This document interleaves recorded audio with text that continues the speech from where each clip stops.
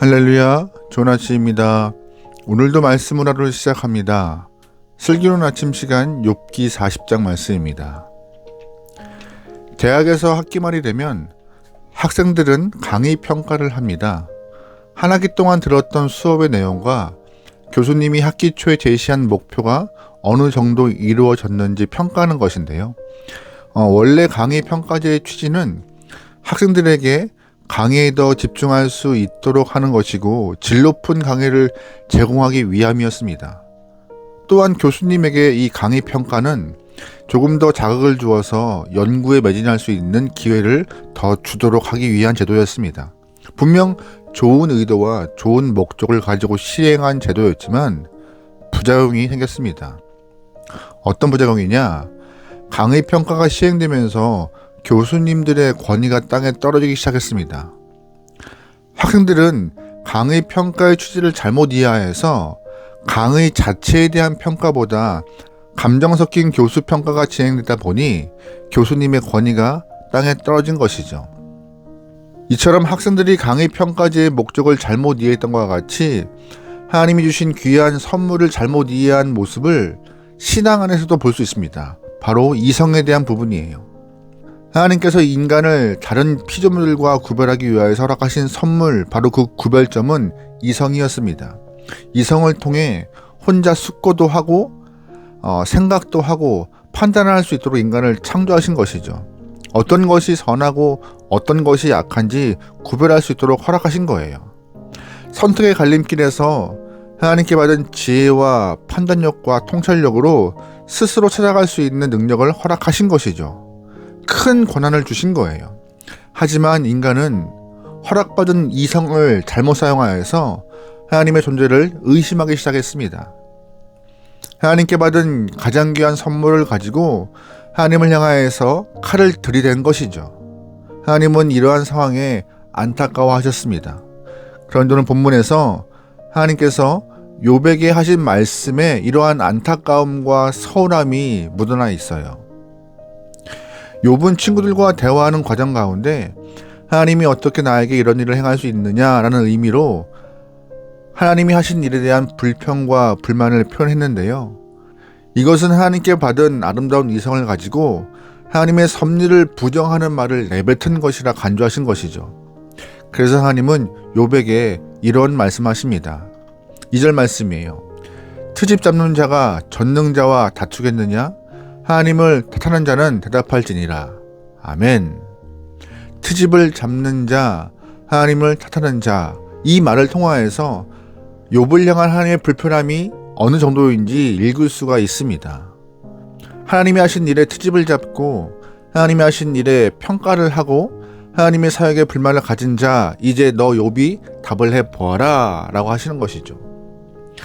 하나님께서는 욥에게 38장과 39장에서 여러 질문을 하세요.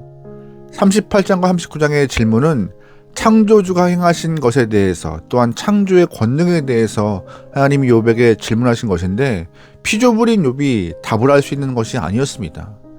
욥은 아무런 말도 할 수 없었던 것이죠. 욥의 지혜와 지식으로 답할 수 있는 것은 아무것도 없었습니다. 4절 말씀이에요.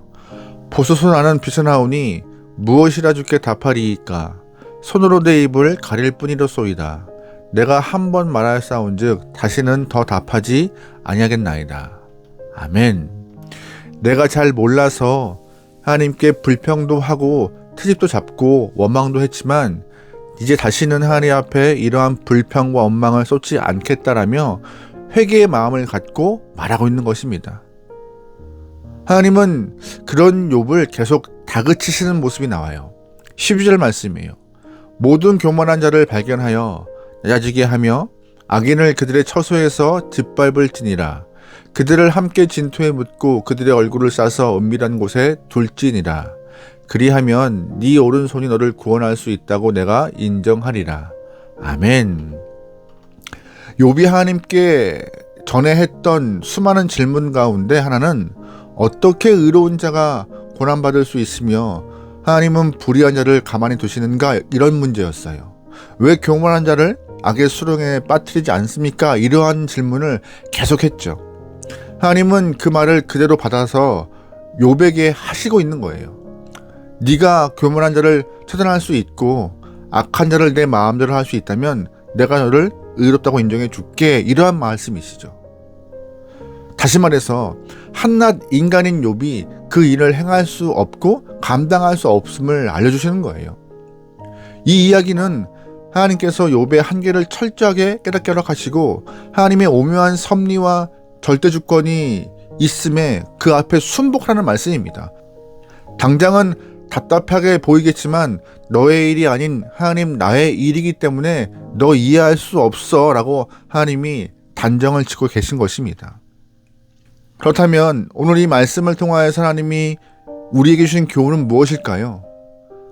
하나님이 인간에게 다른 피조물과 구별하기 위해서 허락하신 아름다운 이성을 가지고 하나님께 칼날을 들이대는 도구로 사용하면 안 된다는 것입니다. 오히려 그 귀한 이성의 선물을 가지고 선과 악을 구별하고 연약하고 약한 자를 도와야 하며 어떤 상황에서도 하나님의 마음으로 판단할 수 있는 거룩한 삶의 도구로 삼아야 한다는 것이 본문의 중심 이야기입니다. 조금 안다고 조금 깨달음이 있다고 해서 하나님의 마음을 함부로 단정하거나 하나님을 평가하거나 트집을 잡는 모습 없어야 한다는 것입니다. 욥기를 쭉 보시면은요, 욥은 하나님의 임재를 경험하면서 하나님의 위로와 그 상황에 대한 설명을 기대했을 것입니다. 그러나 하나님은 욥에게 한마디의 위로도 하지 않으십니다. 게다가 하나님은 천상에서 하단과 있던 대화, 상황적 설명 일체 없습니다. 이것은 하나님의 성품이 차가워서가 아니라 이 말씀을 통하여서 우리에게 주신 교훈은 고난이 욥에게만 주어진 특별한 경우가 아니라 모든 사람에게 보편적으로 주어진 것이라는 사실을 말해주고 싶으셨던 것입니다. 오늘 우리에게 주어진 크고 작은 고난의 문제들은 나에게만 있는 것이 아니라 누구나에게 주어진 감춰진 보편의 선물임을 믿음으로 받기를 소망합니다. 믿음으로 받아야 그 안에 하나님의 섭리가 있음을 발견하게 되는 것이고 그 발견한 섭리를 통하여서 하나님의 존재하심을 우리가 더욱더 인지하며 믿음을 잃지 않을 수가 있는 것입니다. 여러분, 믿음으로 고난을 상대하여서 마지막까지 아름다운 신앙의 열매를 맺어가기 소망합니다. 또한 오늘 본문은 말해요. 하나님이 주신 귀한 선물 이성이 있음을. 이성은요, 옳고 그름을 판단하며 하나님의 뜻을 분별하여서 주님께 다가갈 수 있는 좋은 도구로 인간에게 허락하신 것입니다.